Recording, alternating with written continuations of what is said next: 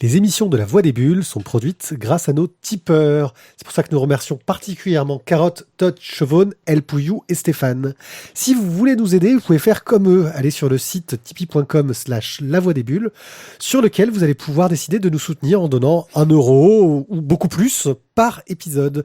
Bien entendu, vous n'êtes pas obligé de donner à chaque épisode et vous pouvez donner un maximum mensuel ou tout simplement annuler quand vous en avez marre. C'est totalement sans engagement et cela peut grandement nous aider à acheter des BD un peu plus différentes et aussi à acheter du matériel un peu plus performant. Donc merci à tous et merci encore à nos tipeurs. Bon, Merci ça à suffit tous. les présentations trop sérieuses, hein. Franchement, à un moment donné, il faut passer les trucs. Non, mais plus tu fun. pourrais dire merci quand même. Non, moi je dis pas merci, moi. À un moment donné, je veux du fun. La Voix des Bulles présente le One A Club, le podcast BD bimensuel qui est écouté par Amazon.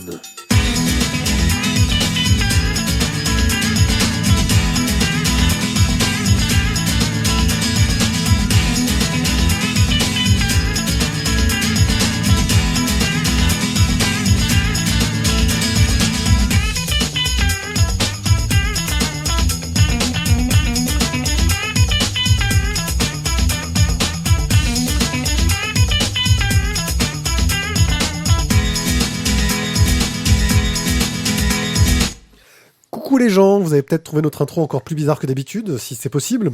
Sachez Non, que mais non, mais c'était lors trop du- sérieux. lors c'était du trop précédent sérieux. enregistrement, nous avons parlé du crack ou casse. Oui. Et étonnamment, Thio s'est rendu sur son compte Amazon en fin d'enregistrement et se rend compte qu'on lui suggérait les Schtroumpfs et le crack ou casse. De là à se dire qu'Amazon nous écoute par des biais étonnants, cela nous choque un peu. Hasard? Coïncidence? Complot. Nous n'y croyons pas. Je n'y crois pas. Je n'y crois pas. Vous y croyez? La voix Moi, je n'y suave crois que pas. vous entendez, c'est celle de Tizak qui va encore nous faire de nombreuses réflexions intelligentes réflexions tout court. et réflexives.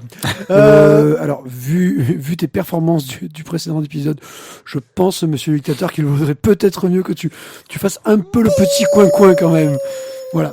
Et le gars qui râle et qui critique encore, c'est Thio. Et Ça je change. suis- D'habitude, c'est moi. Et je suis pas scorpion.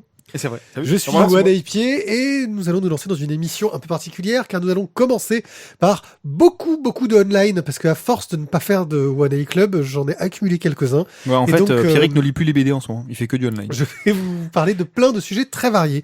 On enchaînera avec les chroniques de Mickey et l'océan perdu, de la valise, de l'éveil du maître du donjon, de l'été fantôme, de Last Man Stories et de Apéron numéro 1. Ça fait un sacré programme, hein. Ouais. Quand même. Je pense que on va tout de suite enchaîner. Ouais. Monsieur Petch, sur son blog Philacterium, régulièrement fait des petits retours sur la bande dessinée numérique. Il a donc décidé, il y a peu, de revenir sur la bande dessinée interactive et de récapituler un petit peu l'histoire de cette bande dessinée interactive. Qu'est-ce qu'elle est? Comment elle a évolué? Quel est son rapport avec du jeu vidéo, du point and click, les histoires d'arborescence. C'est un article super intéressant que je vous recommande d'aller lire si vous vous intéressez un petit peu aux particularités de la BD interactive. Yann, Simon et Jean ont décidé de lancer un projet qui s'appelle... C'est pas une blague, hein. Non, c'est pas le début d'une blague. Un fanzine par mois. L'idée, c'est qu'ils cherchent, qu'ils sélectionnent des fanzines qu'ils aiment bien, qui sont consacrés à la BD, l'illustration, le graphisme. Et en gros, ils nous les envoient dans notre boîte aux lettres selon un abonnement. Voilà. Je trouve ça plutôt intéressant parce que c'est vrai que le fanzina, c'est quelque chose de pas forcément évident à trouver. D'ailleurs, je trouve que c'est parfois un peu mort avec l'ère d'Internet. Mais c'est un moyen de se procurer du fanzine, de découvrir des choses un peu originales. Et moi, Non, mais c'est lequel le traître? Entre Quoi Yann, Simon et Jean, c'est qui le traître? Ah, je ne sais pas. Ah. Enfin, je trouve l'idée plutôt pas mal. Simon, non Jean? Je sais pas. Odile. Odile. Simon, Cara. Voilà, pour C'est 11 toi euros, le vous avez traître, un c'est abonnement de 3 mois pour 11 euros par mois, pardon, pour les fanzines. Donc, c'est pas trop cher et ça permet de découvrir des choses assez intéressantes.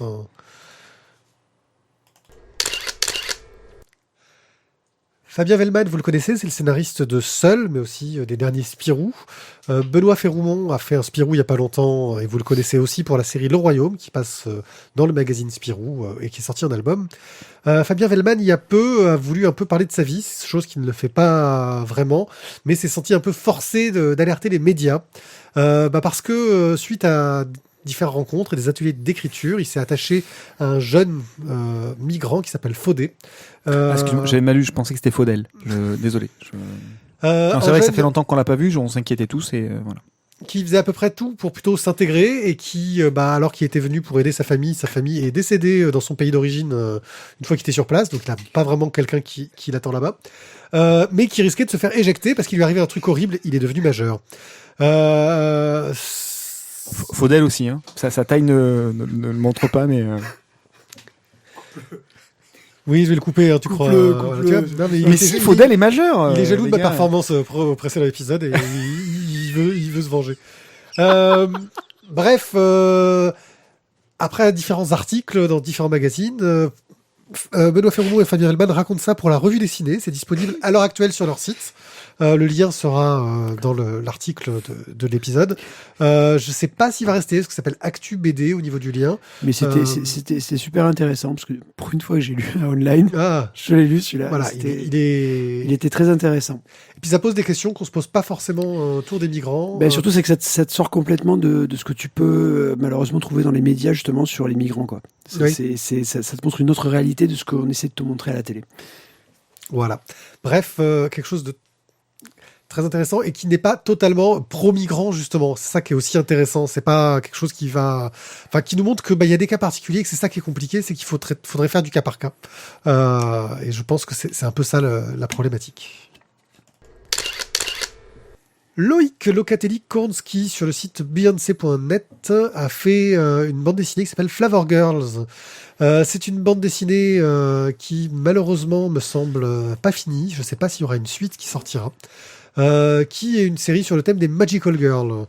En gros, dès le début, on va suivre deux femmes, une qui va monter dans un vaisseau spatial et une autre qui se prépare pour sortir, rencontrer une copine. Celle dans le vaisseau spatial va devoir rencontrer une civilisation extraterrestre. Malheureusement, tout se passe très très très très mal. Et quelques années plus tard, alors que la civilisation extraterrestre est toujours dans le ciel et qu'on ne sait jamais quand ils vont attaquer, une autre jeune fille se retrouve investie du pouvoir de l'ananas, car toutes les Flavor Girls ont un pouvoir lié à un fruit. Et donc elles vont lutter contre les extraterrestres, etc. Et la jeune fille va apprendre ses nouveaux pouvoirs. On est vraiment dans du Magical Girl à l'ancienne. C'est très très bien fait, il y a un dessin très dynamique. Les couleurs restent douces. Et là, excusez-moi. Voilà, on essaie de me perturber, mais je vais essayer de tenir le choc. Quel professionnel. Ouais. Bref. Belle j'étais, belle je resterai. C'est Bulle, je t'ai dit, c'est pas belle. Flavor Girls, vraiment une excellente bande dessinée que je ne saurais que vous recommander. Tu es sûr, c'est pas belle? Nous avions déjà reçu les auteurs de Media Entity dans une émission il y a fort longtemps, Media Entity, qui avait été publié ensuite sous forme d'album. Media Entity, pour rappel, c'était un turbo média qui nous racontait l'histoire d'intelligence artificielle. Un des premiers, je crois, quand même. Ouais, c'est il y a très longtemps. L'histoire d'intelligence artificielle qui commençait à reprendre le contrôle de l'identité des personnes. C'est-à-dire, par exemple, c'est comme si quelqu'un publiait pour nous sur notre profil Facebook, comme si notre profil Facebook... Après, je me suis planté, c'est ça? C'est Bulle? Et voilà. Mais non, c'est Belle, c'est ce que je t'ai dit. Oh, je les confonds. Belle, c'est Crebelle que je retiens. Ça y est, tu me regardes plus, quoi. Voilà. Bref, il y a peu, ils ont dû la publication par Delcourt étant finie, ils ont récupéré les droits, je pense, de la publication internet et ont décidé de le mettre en intégralité et petit à petit sur le site mediaentity.net. Vous pourrez un peu lire cette histoire qui est vraiment très bien faite, captivante, dont le format natif c'est le Turbo Média avant l'album. Mais vous pouvez aussi télécharger une application pour Android et iOS qui ne coûte pas très cher, je crois que c'est dans les 4 €, un truc dans le genre, qui vous permet d'avoir l'intégralité des épisodes et d'en lire quelques-uns pour tester. Il faut savoir qu'il y a aussi une sorte de jeu de pistes. Ils mettent en possibilité d'ouvrir un fichier PDF dans lequel il y a des énigmes autour de toutes les techniques de cryptage, de codage. C'est vraiment super sympa et intéressant. Si vous êtes un peu joueur et que vous aimez les énigmes, je vous recommande ça. Donc c'est Media Entity par Kansara Tarascou et Hubert. Et ça se trouve sur mediaentity.net.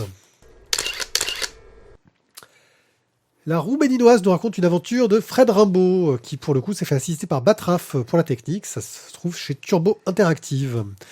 Fred Rimbaud est un gars apparemment très sympa qui bosse dans l'animation, mais qui doit être très très très sympa. Un jour, il y a un de ses potes qui lui passe un coup de fil et qui lui dit « Dis-moi, ton passeport il est à jour ?» Lui il fait « Bah ouais, mon passeport il est à jour. » Là il se dit « Mais qu'est-ce qu'il me veut ? Là je reprends un boulot, je commence un nouveau boulot lundi, là, qu'est-ce qu'il me raconte ?» Bah alors je t'explique, tu vois, tu te souviens, je fais un raid en Afrique là, en moto, sauf que j'ai crevé un pneu et le problème c'est que ça me coûte moins cher de faire venir un pote avec le pneu que de le faire venir pour repartir, quoi. Donc tu pourrais venir ce week-end me ramener le pneu. Donc voilà, le Fred, qui est un gars super sympa, dit mais bien sûr, et se retrouve dans les galères de trouver le pneu, le transporter, choper un visa en un temps record, aller au Bénin comme il peut, découvrir l'administration béninoise. Non, comme il pneu. Voilà. Donc une administration très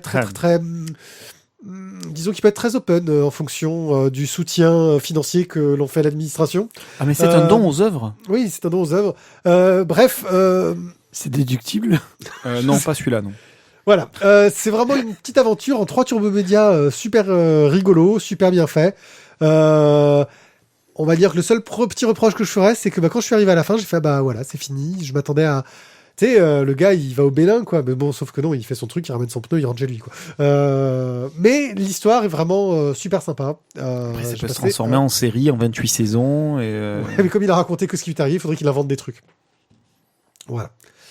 Faut voir. La roue béninoise de Fred Rimbaud, avec le soutien technique de Batraf. StripMe, c'est un nouveau site sur lequel vous pourrez lire de la bande dessinée. C'est sur stripme.com.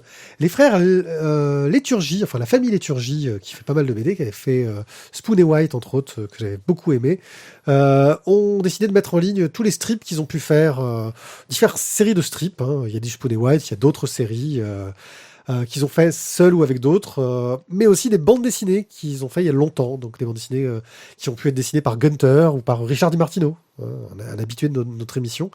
C'est Rick ? Ouais, Rich. Non. Rick Hunter. Rick Gunter. Rick Gunter, ouais. Bref.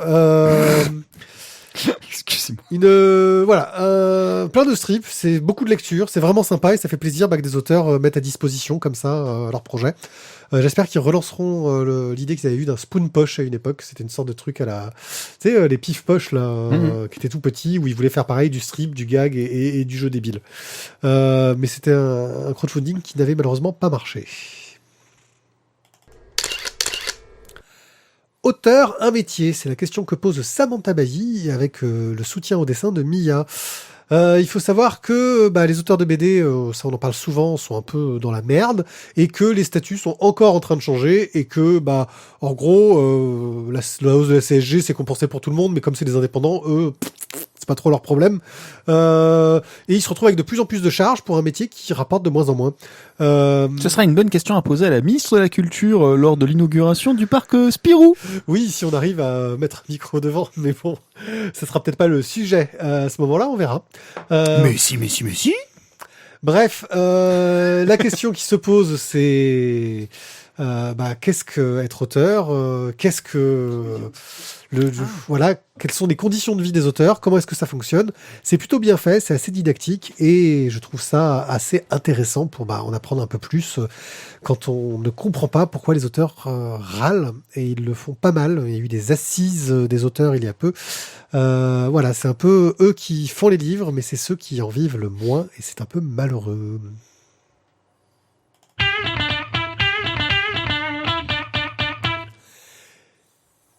Eh oui. Tu vas retomber un peu en enfance, tu vas nous parler de Mickey ? Alors j'ai envie de vous dire, la dernière fois que j'ai parlé de Mickey, c'est pour faire une mauvaise blague sur la queue de Mickey. Donc bon, on va essayer de revenir sur des choses plus enfantines, n'est-ce pas? Alors, je vais pas commencer par le pitch. Voilà, je suis désolé, je peux pas. Premièrement, c'est la couverture, et la couverture, c'est clacasse. Voilà. Il y a un moment où il faut dire les choses telles qu'elles sont. On voit une édition qui est nickel. On parlait dans l'émission précédente d'Adrasté. On est sur quelque chose d'un petit peu similaire, un dos toilé. Et bim, la couve, elle en met plein la gueule. On a tout de suite compris que là, on n'est plus dans Mickey Magazine. Hein. Je veux dire, il y a un moment donné où toute cette réédition des aventures de Mickey, enfin, une nouvelle édition d'aventures de Mickey, on est sur un niveau qualitatif quand même très élevé. Voilà. Et honnêtement, tu m'aurais vendu un Mickey en mode machin, bon, bah oui, j'y serais allé, mais là, quand j'ai vu ça, je voulais prendre mon temps, je voulais être calé, je voulais être tranquille et ne pas être dérangé pour pouvoir en profiter. Bon, maintenant, je peux faire mon pitch. Donc, on est au fin fond de l'Oural, 17 ans après la Grande Guerre, et on retrouve nos 3 petits amis avec des oreilles noires, Mickey, Minnie et Dingo, qui se préparent pour aller chercher de la corallite. Qu'est-ce que c'est la corallite ? Bon, c'est un espèce de minerai, cristal, combustible. On ne sait pas précisément trop à quoi ça ressemble. C'est simplement qu'ils vont le pomper dans des réservoirs. Et bref, c'est un truc hyper rare, hyper cher. Et tous les 3, en fait, ils se la jouent à mi-chemin entre Louis la Brocante et Pirates des Caraïbes, hein, c'est-à-dire qu'on va aller au fin fond des océans pour aller récupérer, piller une épave pour se renflouer, parce que leur petit business ne tourne pas non plus divinement bien. Et je vous le donne dans le mille, à cause de qui est-ce que ça tourne pas bien ? Patibulaire. Mais presque. Mais presque, exactement. Et donc voilà, donc ils vont devoir aller pomper les réserves d'une épave qui s'est échouée, qui est lamentablement échouée au fond de l'océan. Et il y a 2 compartiments à combustible, il faut récupérer ce qui reste au fin fond des réservoirs. Mickey se prépare à enfiler une combinaison de plongée d'un autre monde. Et ils espèrent cette fois-ci justement se remettre à niveau face à Patibulaire. Donc Mickey entame sa descente jusqu'à l'épave, il découvre les couleurs, mais un truc de fou, c'est absolument magnifique. Et effectivement, en tant que spectateur, c'est juste magnifique aussi. Hein, voilà, en tant que lecteur, je vous le dis tout de suite, on est mieux que Mickey en fait, au moins dans le même état. Et là, il reçoit une espèce de message de la surface. Attention, il y a un problème. Ben oui, qu'est-ce qu'il y a comme problème ? Bim, je vous le remets une deuxième fois. Patibulaire Et son équipe débarque. Vachement bien sa voix. Et ben voilà, du coup, Patibulaire arrive, il positionne son bateau dirigeable, vaisseau machin, au-dessus de l'épave. Et ben voilà, c'est mort quoi. Donc Mickey essaye de récupérer, de découper un réservoir, etc. Mais bon, c'est mort. Patibulaire remonte l'épave, ils embarquent le tout, et Mickey se retrouve une main devant, une main derrière. Sauf que il arrive à remonter en cachette. Oh Mickey. Oh Mickey. Trop pense Mickey. Hein, voilà. Voilà pour le pitch de départ. Sauf qu'en fait, c'est pas tout. Ben non. Parce qu'en fait, si ça s'arrêtait là, ce serait con. C'est les pitchs les plus longs du monde. J'avais la même. Le pitch le plus long du monde. J'étais à 2 ans dans la version micro. Je vous la refais. Bon, le festival de Cannes vient de se terminer. Et à la page 10, par exemple, on le voit qu'il met un pied devant l'autre. Juste après avoir mis le pied gauche devant le pied droit, il met le pied droit devant le pied gauche. Il avance, vous vous rendez pas compte. Regarde le pied gauche. Je crois que Minnie, d'ailleurs, boit à un moment donné, dans la page 12, une tasse de Earl Grey. Oui, il me semble. Mais il n'y avait pas de sachet. On le voit pas. Non. Donc, nos 3 comparses vont être engagés parce que leur fabuleuse combinaison, justement, intéresse le professeur Enigmus. Ouh, Enigmus. Personnage classique. Parce que, justement, il a des choses, un mystère, à aller récupérer au fin fond de l'océan. Et justement, la super combinaison dont disposent Mickey, Minnie et Dingo l'intéresse tout particulièrement. On est dans un album qui mélange aussi bien du steampunk qu'un univers ultra coloré et ultra dynamique. C'est un mélange absolument détonnant qui, esthétiquement, graphiquement, en met plein les yeux. Et j'aurais même dit plein la gueule, parce que franchement, on se prend des tartasses à chaque page. C'est absolument magnifique. Le scénario, à proprement parler, m'a pas transcendé outre mesure. C'est sympa, ça se lit. Il y a des petits rebondissements de droite, de gauche. Bon, c'est des ficelles qui sont relativement connues. J'ai pas trouvé. Il y a beaucoup de rebondissements d'ailleurs finalement. J'ai pas trouvé le scénario à se taper le cul par terre. Bien, voilà, il enrobe bien le truc. Mais honnêtement, rien que pour tourner les pages, ça vaut le coup. Ça vaut le coup quoi. Voilà, c'est rien à dire. Esthétiquement, ça en met tellement plein les mirettes que le scénario finalement en devient presque secondaire. C'est ce qui nous permet d'avancer, c'est ce qui justifie le fait qu'à un moment donné, il faut bien tourner la page pour passer à la planche suivante. Voilà. Mais honnêtement, un bon moment de lecture, mais un excellent moment visuel. Bien. Merci pour Je crois cette que- remarque concise, Pierrick. Je crois que tu étais assez clair. Tout le monde a ce petit plaisir régressif de lire un journal de Mickey. Et là, du coup, tu te retrouves avec un Mickey qui est, au niveau histoire, je trouve, comme tu disais, assez similaire à ce qu'on pouvait avoir dans le journal à l'époque. Une belle histoire d'aventure, quoi. Ouais, mais tu sais, les longues qui te faisaient des fois. Et graphiquement, qui en voit beaucoup plus, quoi. Mais je pense qu'il y a quand même le petit attachement qui fait que tu regardes ça avec un peu tes yeux d'enfant, quoi. Et puis toi, t'as un double attachement. T'as un attachement aux auteurs aussi. Ouais, aussi.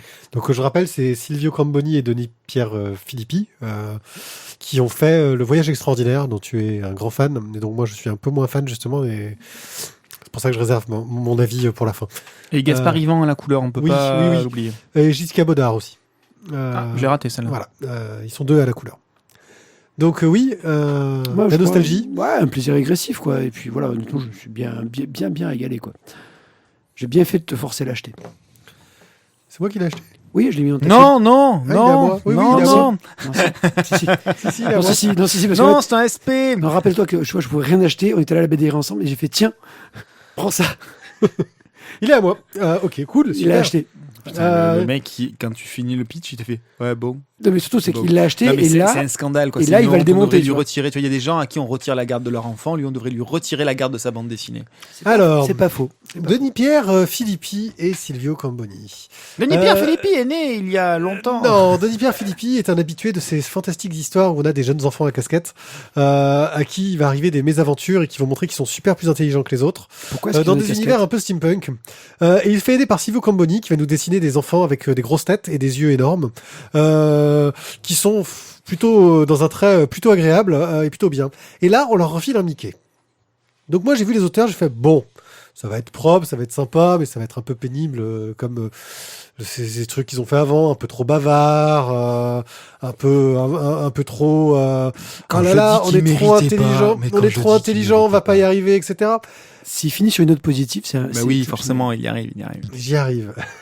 Et là, donc sur le Mickey, j'ai fait waouh, le style graphique de Silvio Camboni, il est fait pour ça en fait.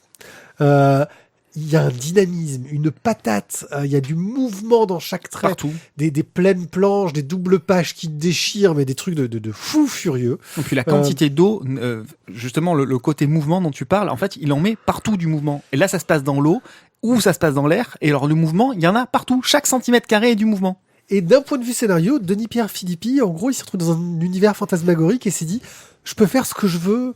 On sent qu'il part totalement en vrille. Il y a des trucs complètement pas crédibles dedans, mais c'est Mickey, donc on s'en fout en fait. Et du coup, ça décale vachement Mickey aussi. Voilà, et ça marche. C'est pas si bavard que ça, alors que c'est souvent un petit reproche que je fais ces bandes dessinées qui, voilà. Et ça, Non, mais ça- l'avantage, ça- c'est que comme c'est une bonne idée, on n'a pas les ha Oui. de Mickey. Déjà, au ça début, aide. j'avais la voix, ça m'a gêné un peu. Hein. À chaque fois qu'il parlait, j'avais sa voix dans la tête, c'est un peu pénible. Mais bon, j'y peux rien. Et ça marche super bien. C'est de la BD d'aventure, bien faite, efficace, magnifiquement dessinée, qui a ce côté régressif qui peut plaire autant aux enfants qu'aux adultes. Et dans un univers, Je suis pas sûr qu'on ait envie d'en apprendre plus sur l'univers qu'ils ont créé avec ces histoires Non. de Coralite et compagnie, parce que ça suffit en lui-même. C'est même pas un album qui mériterait une suite, parce que j'aurais trop peur qu'ils Non, faut pas. perdent cette magie qu'ils ont réussi à créer sur cet album. Il y a des voilà. choses qui fonctionnent par la surprise là-dedans. Voilà, donc il y a une construction qui est bien foutue, en chapitres assez clairs. C'est-à-dire qu'on sent en plus qu'ils ont peut-être pensé une prépublication possible en magazine, tu vois, mais qui marche bien pour une histoire feuilletonnante, une histoire d'aventure, tout ça. Voilà, j'ai passé un très très bon moment, j'en ai pris plein les yeux aussi, effectivement. C'est une très belle réussite que ce Mickey et l'océan perdu. C'est clair. Bon, il y a un mystère. Hein. Est-ce que Mickey gagne à la fin? Je vous laisse quand même le suspense, quoi. Ouais, mais Noir Désir nous l'a dit, hein, c'est Mickey qui a gagné. Hein. Voilà. Enfin, n'en parlons plus. N'en parlons plus. Ouais. Coup de cœur. Ça m'embête. Vous n'êtes pas obligé. Hein, Non, mais c'est embêtant parce que si tu veux, ce qui me pose un cas de conscience, c'est que mon coup de cœur serait dicté purement par mes yeux et moins par ma cervelle. Par ton cœur, en fait. Ça vaut peut-être pas Je le coup de crois cœur. Effectivement, de ce point de vue-là, je n'aurais pas mis le coup de cœur. Pour moi, il faut que ce soit la totalité qui marche. Mais moi, c'est le cas. Le scénario me porte pas plus que ça. C'est vraiment visuellement que ça m'a mis des claques à chaque fois. Mais non, visuellement, c'est tellement bon quand même. Moi, juste pour le petit plaisir régressif, quoi. Si tu veux, j'ai retrouvé le même plaisir que quand j'avais relu la jeunesse de Picsou, quoi. Ouais, j'y ai pensé quand Scénaristiquement, moins bien construit quand même. La C'est jeunesse de Picsou beaucoup, a un côté. Ils sont un peu plus longs aussi. Mais La jeunesse de Picsou a aussi un côté qui parle du médium lui-même. Oh, mais Là, je dis juste que ça me fait un plaisir régressif qui m'a fait penser à ça. Oui, mais non, mais quand Non, mais même. non, mais je suis d'accord. Mais arrêtez d'intellectualiser. C'est un plaisir. Excuse-moi, je lance le débat, je développe. Mais je développe pas, je dis juste c'est un plaisir régressif. La Voilà, voix moi, j'aurais- débulentaire, bonsoir. Moi j'aurais mis le coup de cœur. Voilà. Bon, Bon, écoutez les enfants, je vous suis. Oh, c'est petit, c'est un petit coup de cœur là, hein, je trouve, franchement. Ah non, mais moi c'est un non, vrai. non, mais c'est. Non, mais de ta part, je trouve, voilà. Bon, bah, je le mets. On peut passer tout de suite à l'histoire suivante. Linda de Sousa et Parmenush. Oh, Tio. laisse Linda tranquille. Alors, Gabriel Elmaric, Morgan Schmidt-Giordano et Diane Ranville nous ont offert la valise de chez Achilleos. La valise de chez Achilleos. La valise parue chez Achilleos. La valise, nous sommes dans une société dictatoriale. Quelque part, ça nous rappelle donc Macron des faits que nous vivons actuellement. Donc un dictateur, le Dux, qui ordonne et qui doit être obéi. Et voilà. Donc il ordonne donc, la traque de tous ceux qui ne sont pas d'accord avec lui, de ce qu'on appelle donc les briseurs de murs. Ceux qui veulent lire autre chose que des bandes dessinées, par exemple, tu vois. Oui, parce Voilà. qu'apparemment, il y a un mur, il y a une malédiction avec derrière, quoi. C'est ça. Ceux qui sont en dehors du mur, ils sont bannis, quoi. Ils sont au-delà. Parce qu'il y a une épidémie ou je sais pas quoi. C'est ça. C'est ça. Et que le Dux, grâce à sa politique dictatoriale, il a réussi à ramener l'équilibre. Bon, heureusement, on le remercie, hein, le Dux.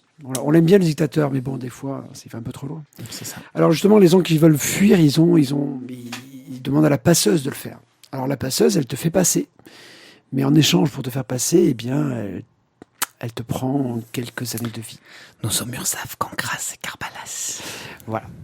En partant de ce pitch-là, on va donc forcément très rapidement se retrouver dans un univers qui est fantastique, magique, avec aussi un petit peu un monde à la 1984, quoi. Quelque chose qui est Très froid. très froid, on est tous observés. Il y a tous les gens peuvent faire partie des ombres, c'est-à-dire le service secret. Tout le Beaucoup monde de peut. délation, c'est bien la délation. La délation, c'est bien. Et donc, du coup, on va avoir les rebelles qui essayent justement de faire tomber le Dux, de faire tomber, on va dire, ce gouvernement, et le pouvoir en place qui, lui, au contraire, fait tout pour garder ce pouvoir. Et au milieu, la passeuse. La passeuse, qui est donc notre personnage magique, qui, grâce à sa valise, fait passer les gens au-delà du mur. Graphiquement, moi j'ai trouvé ça très joli, assez déroutant, un peu un côté, pour moi ça m'a fait penser à de l'animation, très animé. C'était Très, un film d'animation à la base. Voilà, pour moi je veux dire, c'est vraiment de l'animation et très très vrai. Pour tout ce qui était donc du coup la ville, on est dans autre chose qui est très froid. Dès qu'on va passer au dehors, ils ont beaucoup moins de moyens, donc c'est un peu plus rustique, un peu plus, on va dire voilà les gens qui vivent là dur en forêt quoi. Et l'univers onirique qui est proposé par la passeuse, qui du coup est super intéressant parce que il est l'univers où tout est possible. Où dès que tu rentres, on va dire dans son univers à elle, on peut avoir des plans totalement en dehors des lois de la physique, en dehors de toute réalité. Et voilà, c'est super intéressant. Et au niveau du scénario, les rebondissements qui vont être proposés au cours du truc, je trouvais, étaient vraiment sympas. On a, Ça tombe pas comme un cheveu sur la soupe. c'est pas mal. moi, j'ai pas trouvé de choses qui étaient, voilà, je m'attendais pas au dénouement qu'on a eu, je m'attendais pas à ces rebondissements-là. Et les personnages, en fait, sont beaucoup plus épais que ce qui n'y paraît. Au départ, moi, je me suis dit, ils sont assez caricaturaux. Et là, au fur et à mesure de la lecture, tu as vraiment, je trouve, des personnages qui m'ont surpris. Tu fais, ah ouais, non, mais en fait, c'est... Ah Ils oui, sont pas comme ils paraissent. c'est pas si simple, quoi. C'est pas juste, ok, ça va. Et au fur et à mesure de la lecture, j'ai vraiment pris beaucoup de plaisir à découvrir ce scénario et à découvrir les personnages qui gagnaient en épaisseur et une réflexion justement sur le totalitarisme qui est quand même aussi intéressante. Le totalitarisme et le pouvoir.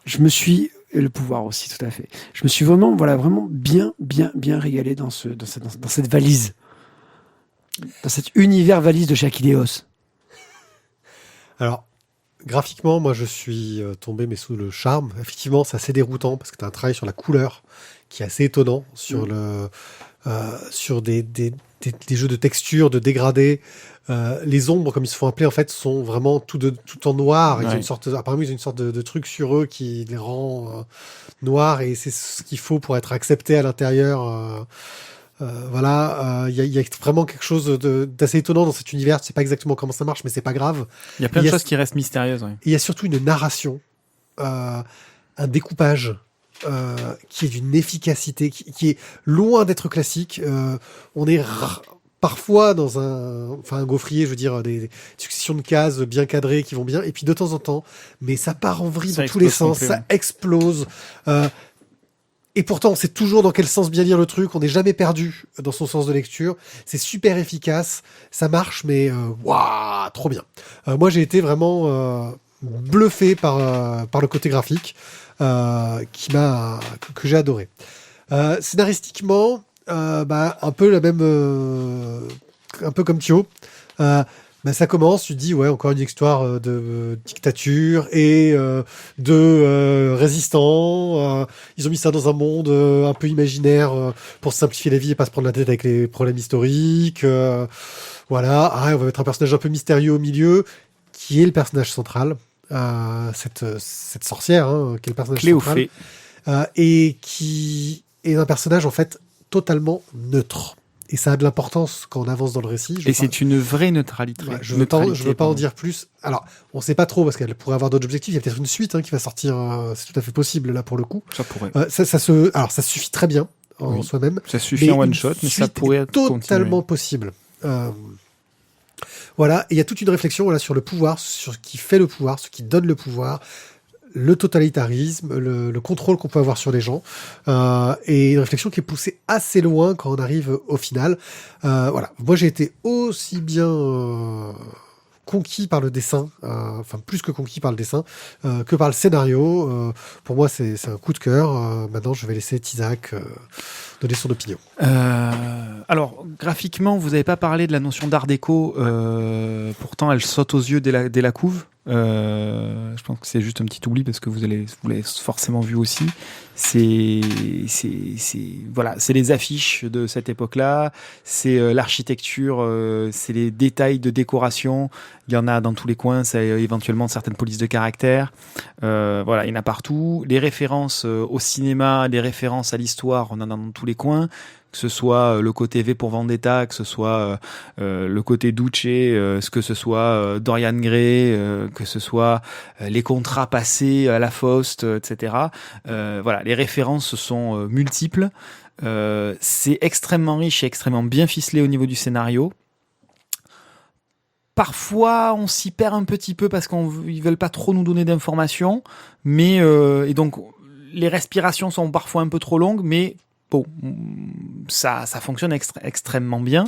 Il faudrait juste pas oublier que c'est un premier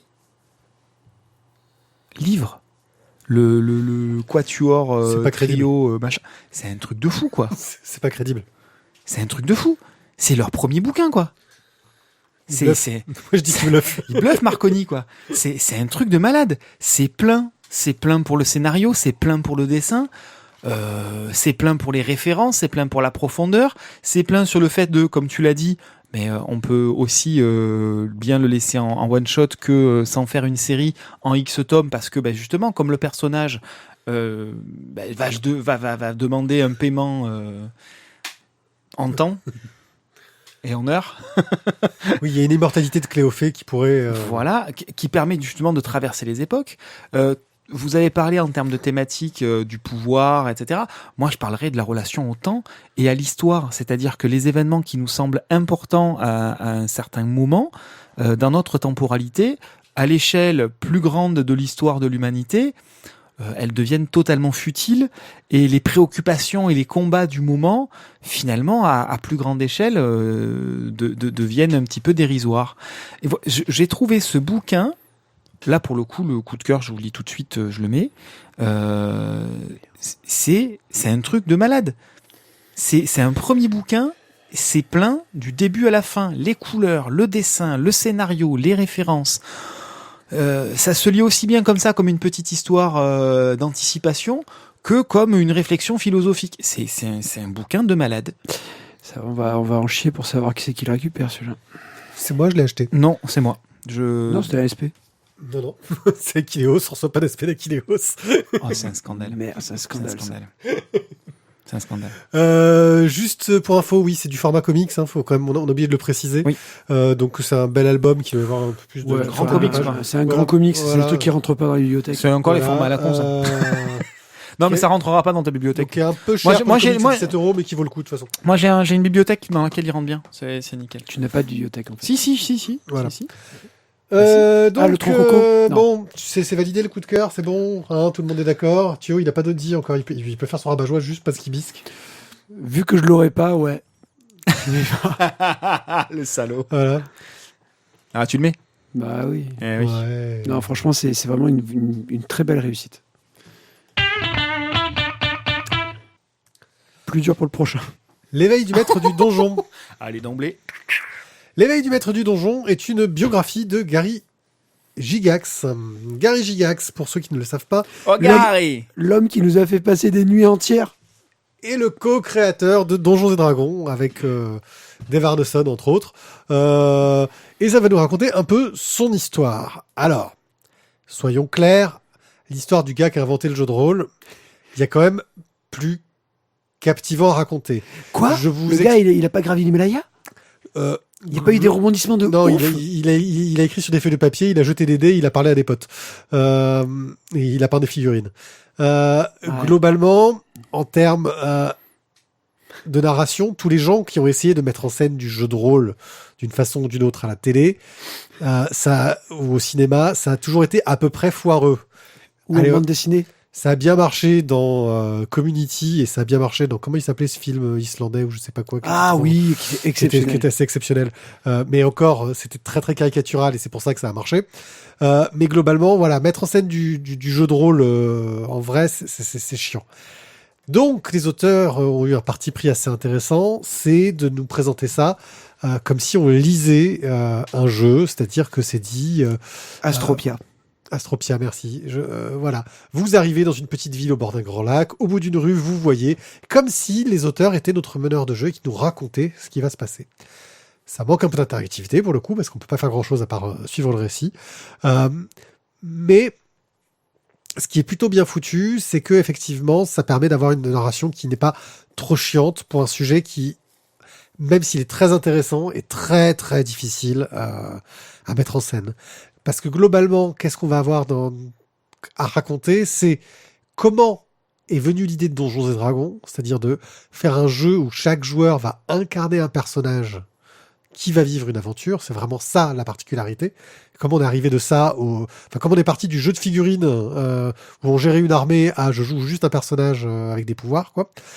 Et aussi toutes les problématiques juridiques au niveau de la propriété de Donjons et Dragons et de sa création. Parce que apparemment, alors le bouquin ne prend pas le parti pris de Gary Gygax tout du long, mais disons que Gary Gygax a fait quelques coups de pute quand même à ses potes. En gros, son pote d'Evarnesson qui a quand même bien aidé à créer Donjons et Dragons. A dit je fais ça juste pour le fun, et puis quand les sous ont commencé à arriver, Gary Gygax a dit oui, il a fait ça juste pour le fun, hein, c'est moi qui ai tout fait. C'est pas très cool, quoi. Bref, C'est du business. Ouais, c'est du business, ouais. Alors Gary Gygax est un peu revenu sur ses propos avec le temps, il s'est réconcilié avec son pote, mais voilà, on a un peu toute cette histoire-là. C'est intéressant, je pense, si on s'intéresse au jeu de rôle d'un point de vue historique. Moi, c'est quelque chose qui m'a toujours intéressé. Donc j'ai trouvé ça plutôt cool. Le style graphique est vraiment dans une veine américaine, de biographie à l'américaine, quoi. Hein, très très simple, dans du noir et blanc, niveau de gris, qui fonctionne bien.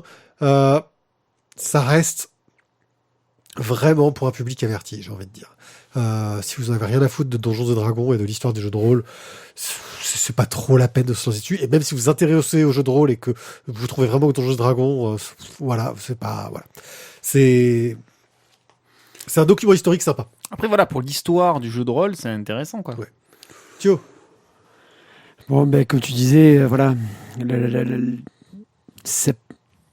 Je pense que les aventures de Gary Gygax en jeu de rôle étaient plus intéressantes que sa vie elle-même. Et en fait, c'est le cas, quoi. Là, tu es sur la création de telles règles, sur l'édition machin, sur qu'est-ce qui s'est passé ensuite. C'est cool, c'est très cool, mais finalement, bon, voilà. Historiquement, c'est intéressant. Si le sujet t'intéresse, ça te plaît. Moi, ce que j'ai beaucoup aimé, c'était finalement plus je crois que c'est à la fin. Oui. Le petit texte de Froideval. Voilà. Alors, pour montrer aussi un peu cette importance du jeu de rôle dans la culture contemporaine, hein, parce qu'on s'en rend pas forcément compte. François-Marcellin Froideval, qui est le scénariste de Les Chroniques de la Lune Noire. Faut savoir que Les Chroniques de la Lune Noire, ce sont ses parties de jeu de rôle. François-Marcellin Froideval a été un des importateurs du jeu de rôle en France avec Donjons et Dragons, mais il a aussi été un collaborateur de Gary Gygax. Et il nous fait une petite postface qui est assez sympa.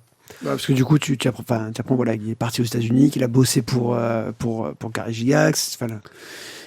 Enfin, c'est intéressant parce que du coup, tu te dis à ce moment-là, en fait, t'as vraiment l'impression que tout était possible, quoi. Pour un peu, tu te donnes la peine et que tu pouvais aller aux États-Unis pour bosser sur le début du jeu de rôle. Ouais, ça a l'air trop bien le jeu de rôle. Je vais partir aux États-Unis et tu vois, c'est comme si. Enfin voilà. Historiquement, c'est intéressant, mais ça n'ira pas plus loin pour moi.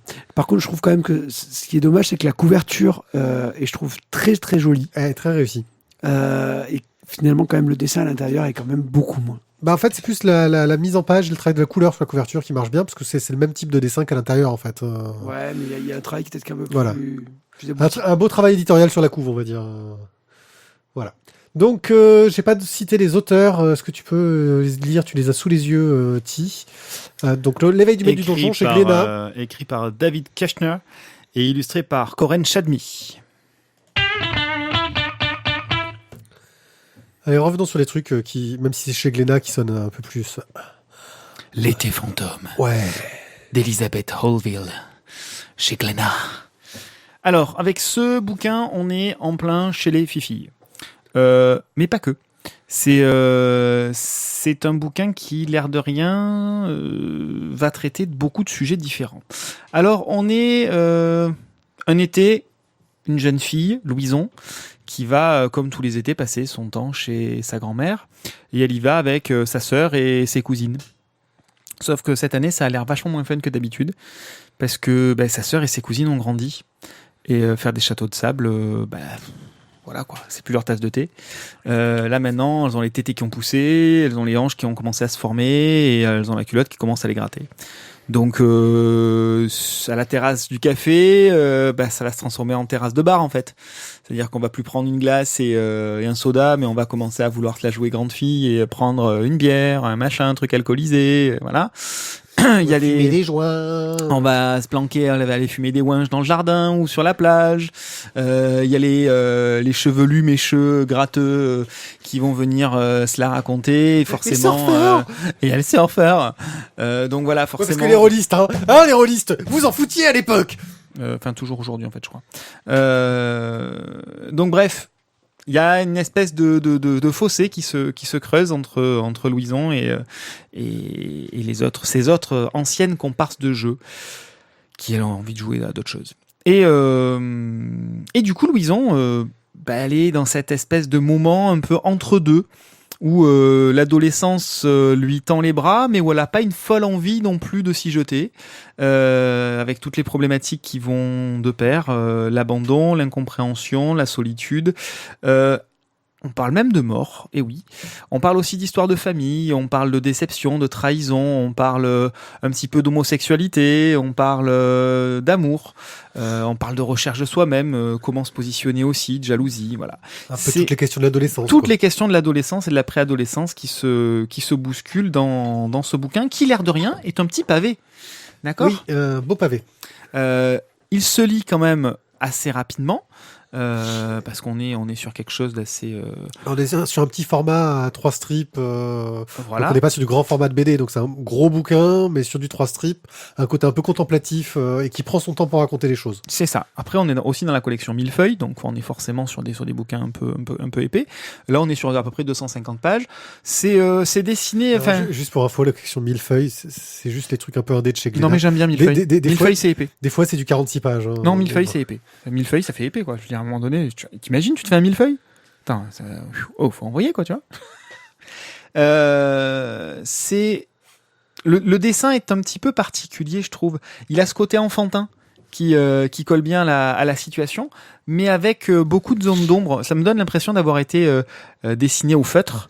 Et il y a ce côté un peu épais dans le trait.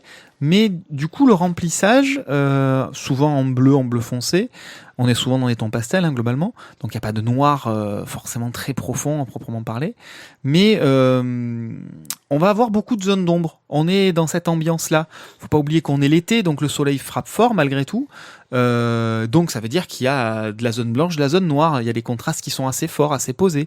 Et ça, c'est bien retranscrit. Sauf que les zones d'ombre, c'est aussi l'ombre d'un fantôme. Parce qu'il y a aussi une histoire de famille derrière tout ça qui se découvre. Et un fantôme, il y a du fantastique dans ces histoires. Et il y a du fantastique. Et l'apport du fantastique, l'air de rien, change totalement la tonalité de ce récit qui aurait pu être un peu gnangnan et un peu trop fifi, parce qu'il n'y a quasiment que des personnages féminins, hormis les 3-4 beaux gosses de la plage. Oui, pour s'identifier quand on est un homme, pour le coup, voilà. Pour une fois, c'est nous qui avons du mal. Ça aurait pu être un peu compliqué. Et bien finalement, non, parce que ce personnage féminin, qui représente au final l'adolescente éternelle mal dans sa peau, qui a envie de jouer, qui est toujours entre deux âges, et qui est coincée là-dedans physiquement, ce qui peut être un peu paradoxal pour un fantôme. Ça ouvre un champ de possibles qui est quand même assez énorme, ce côté fantastique, et ça redonne de l'intérêt, ou en tout cas une touche très importante d'intérêt à ce récit qui aurait pu être un peu trop classique et un peu trop fifi fadasse. Voilà, on va dire vu et revu. Là, pour le coup, vraiment, c'est une vraie touche supplémentaire qui donne un intérêt particulier au bouquin. Moi, sur le dessin, je trouvais que les couleurs avaient un petit côté fauve. Un travail de la couleur qui va plus chercher l'émotion que le réalisme. Et sur des teintes assez intéressantes à ce niveau-là. Ça m'a fait penser un peu au travail de Loustal aussi, au niveau graphique. Et surtout par rapport au travail de la couleur. Et puis sur les thématiques, on disait il y a que des filles, mais en fait on se rend compte que les filles ont un peu les mêmes problèmes que les mecs quand on est ado. Non, moi j'avais pas les seins qui poussaient. Oui, non, mais t'avais d'autres choses qui poussaient. Ouais. Ouais. Et donc voilà, donc c'était c'est bien foutu. Le récit est intéressant. On a ce mystère du fantôme et du passé qui qui nous donne envie d'en apprendre plus, qui arrive à nous maintenir dans cette intrigue de passage en fait. C'est une histoire de passage. C'est l'histoire du passage pour un fantôme de la vie à la mort. C'est l'histoire du passage de l'enfance à l'adolescence. Et ça marche bien. C'est un beau récit. C'est bien fait. C'est ça. J'ai bien aimé la façon dont c'était raconté. Et puis il y a des petites touches d'humour, Oui, il y a plein. ça prend son temps pour nous montrer les choses, c'est pas trop bavard, il y a pas besoin de faire de raccourcis ou d'ellipses gratuites. On a ce temps de l'été. Complètement. Voilà. L'ambiance et l'atmosphère est extrêmement bien rendue, je le disais tout à l'heure, avec la notion de chaleur, d'ombre et de lumière. Mais voilà, la temporalité est importante. Ça se passe pendant l'été. On a les 2 mois d'été sur l'ensemble du récit. Et ça prend son temps de cette façon-là. Voilà. Mais avec une forme d'urgence aussi, malgré tout, dans les questionnements. On sent que ça les presse et que les moments d'attente, de flottement sont des vrais moments de tension aussi. On ne perd pas son temps forcément. Voilà, il se passe toujours quelque chose. Thio. Vous avez été surtout très bavard sur ce bouquin-là, surtout Isaac. Je vous avoue que vous avez parlé assez justement, je vais pas en rajouter davantage. Il m'a bien plu. Maintenant, je parle Mais sans plus. sans plus. Voilà. Donc voilà, L'été fantôme de Elisabeth Elisabeth Holville. Holville chez Glénat. Un livre intéressant Très. à lire. Comme tous les livres, ils sont à lire. Intéressant à boire. Ouais, Hein Il y a des livres intéressants à boire. à boire. C'est C'est à boire, à boire, à boire.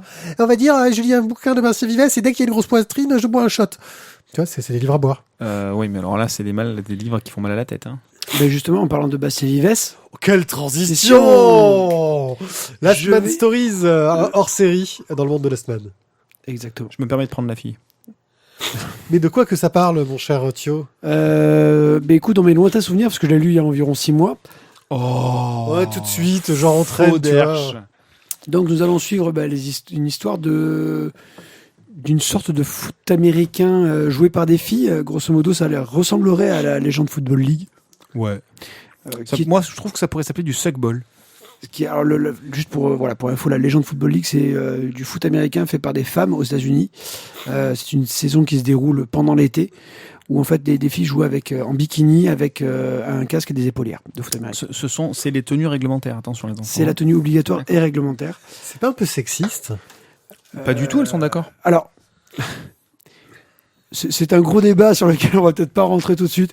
Dans tous les cas, oui, elles ont une tenue comme ça, mais aussi elles s'envoient quand même très fortement, les filles. Elles se mettent des coups, mais des trucs hallucinants. Et j'ai mal à la tête pour elles des fois quand même. Donc, on est dans ce milieu-là et il y a un problème forcément dans cette belle ville Paxton? de Paxton, forcément un problème de Paxtown. drogue. De la drogue à Ouais, avec Paxtown. Vector et compagnie. Ah Non, mais jamais, du coup, Voilà. tu rigoles. Une on est- intrigue, non, donc, mais qui a vous- déjà été mais que développée me dans la dites-vous semaine. Voilà. Que me dites-vous? Donc oui, ils prennent de la drogue, ils se droguent, c'est mal. Juste pour rappel, ça se passe bien longtemps dans le passé, à l'époque où Aldana était À boxeur. l'époque où Aldana est boxeur et où il vient de gagner le titre, d'ailleurs, où il est avec donc sa copine. Mon cerveau est Crystal. Cristal. Ouais, je crois Crystal. qu'il se tape une des filles. Et non, il se tape Non. Non, la future- chanteuse. Ah, la future mère? Ah, Tommy Katana. Tommy Katana. Tommy oui. Katana. Voilà. Mère MAIRE. Hein. Donc on va suivre justement donc la pseudo-résolution par la police de ce trafic de drogue et ce que ça va produire sur l'équipe de foot qui est en passe d'être de jouer la finale et sûrement d'être championne. Sachant que dès le départ, on nous annonce que Ça ce m'a fini. match-là sera le Dernier match de qui toute la interdit ce sport. Le sport sera désormais totalement interdit. Il n'y aura plus jamais de match de ce sport-là. Et il y aura d'ailleurs du coup pas de champion, forcément. Alors, graphiquement, on n'est plus du tout dans le dessin de Vives sans la ville Vives Balak. sans la ville Balak.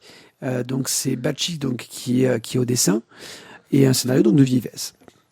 Alors, on me l'a vendu très énervé, très vénère, vraiment dans le voilà, les cheveux frisés et tout, en folie.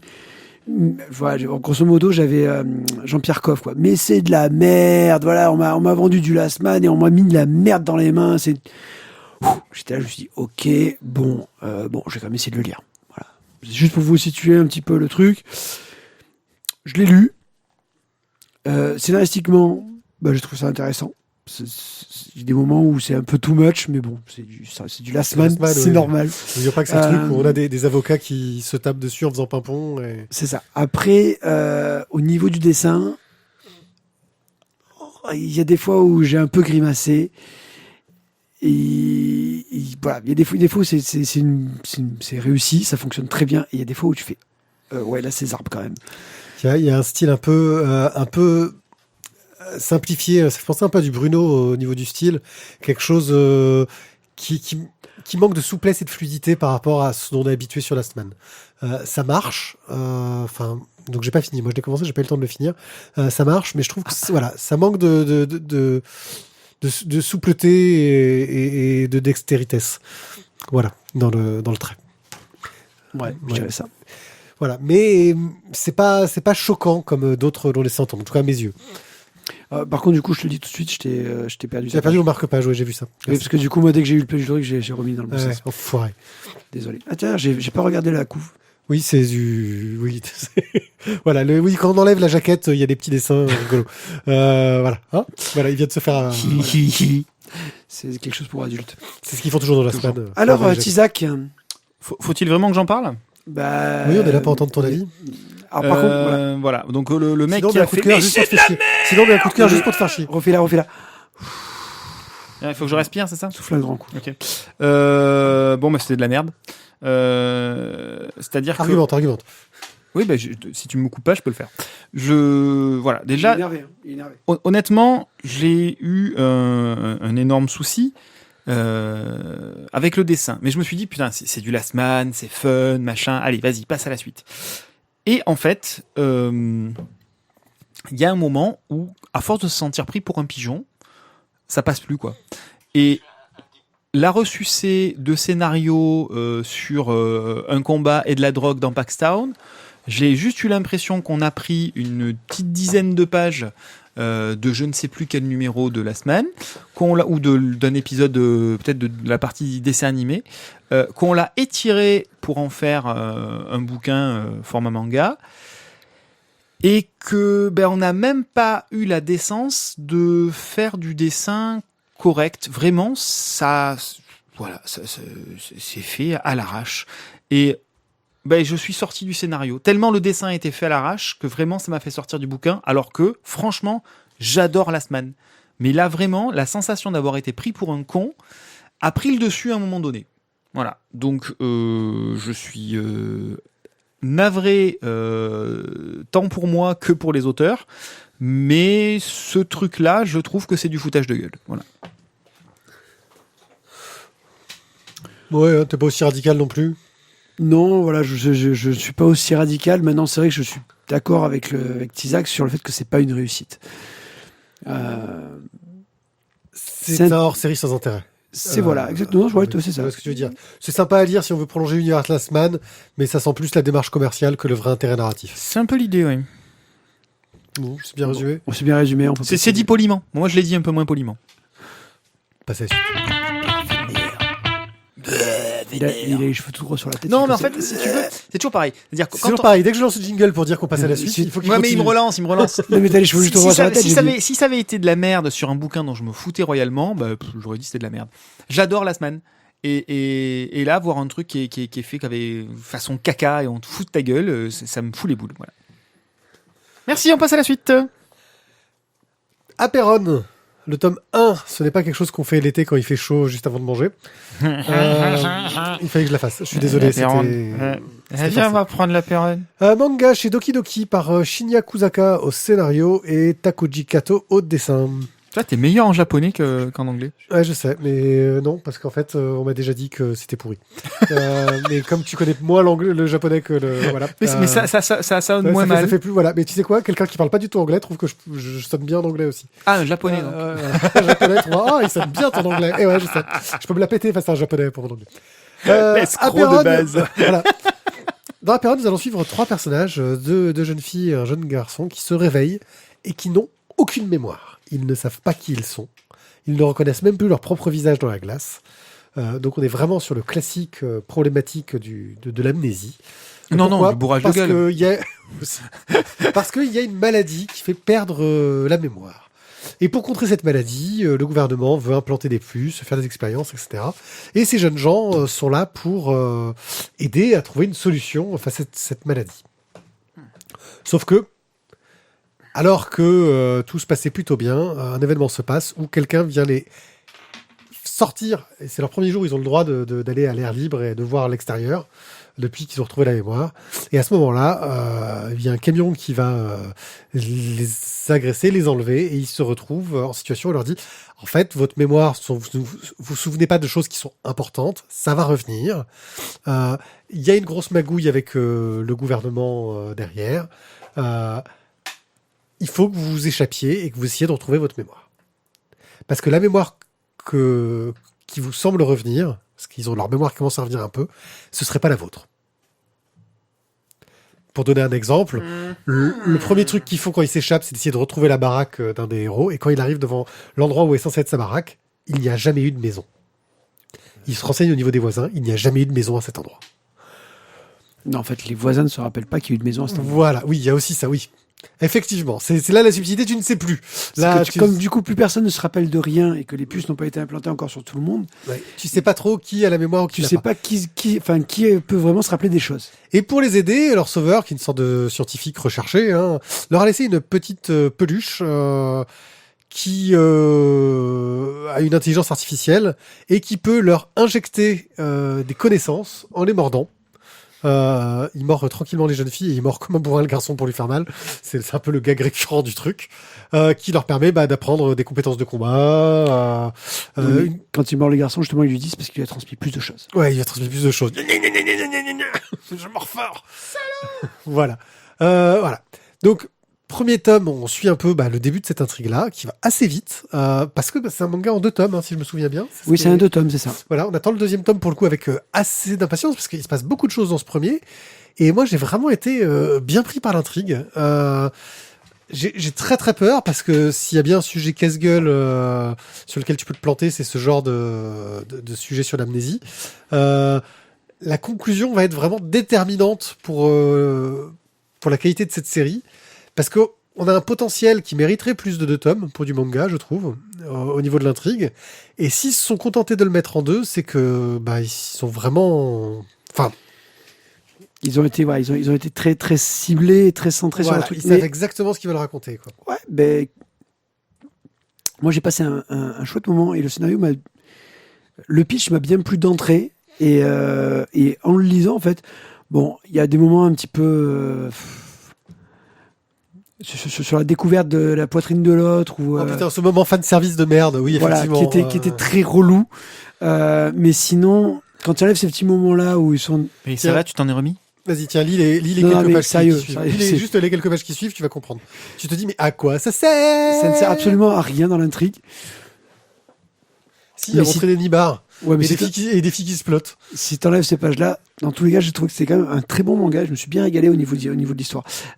Et comme tu dis, j'attends quand même bien la suite pour savoir exactement quelle est cette...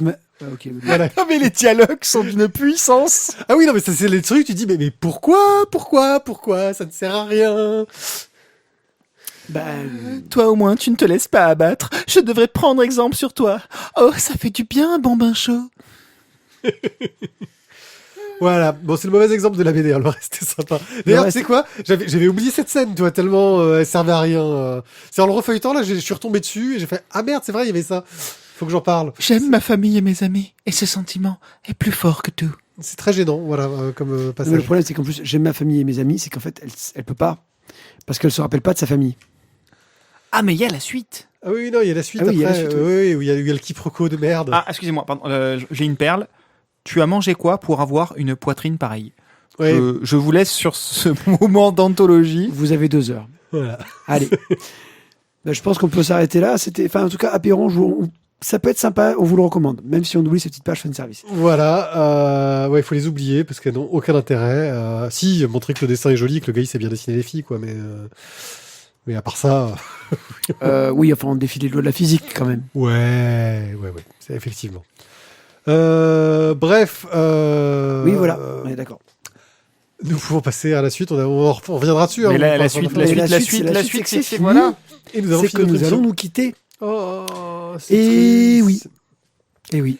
Eh bien, nous allons vous dire au revoir. Vous savez que si vous voulez nous soutenir, vous pouvez cliquer sur les petites vignettes des bandes dessinées qui vous amènent sur une page Amazon.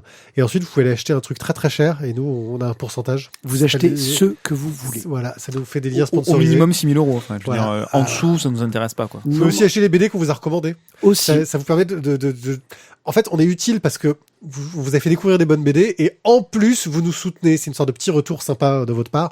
Et puis il y a le Tipeee, mais ça, on en a déjà parlé. Sur ce, je vous dis merci à tous de nous avoir écoutés. On se retrouve, je sais pas trop quand. On va peut-être encore faire 2 émissions avant de prendre nos vacances d'été. Faut voir si on arrive à trouver un moment pour enregistrer. Ah, t'as des vacances, toi, cet été? Ouais, je sais pas. Je vais peut-être aider Thio à faire des travaux sur son jardin ou sa nouvelle baraque. On va voir ça. Bon, je pense qu'on va se mettre à creuser une cave sous la piscine. Ouais. Ça va être bien. Une BD cave. Creuser une cave. Bref, merci à Ok. vous. On se retrouve très très très bientôt, j'espère. Et n'oubliez pas, lisez toujours de bonnes BD. C'est une bonne chose pour la santé. Ciao, ciao. À bientôt. Allez, au revoir.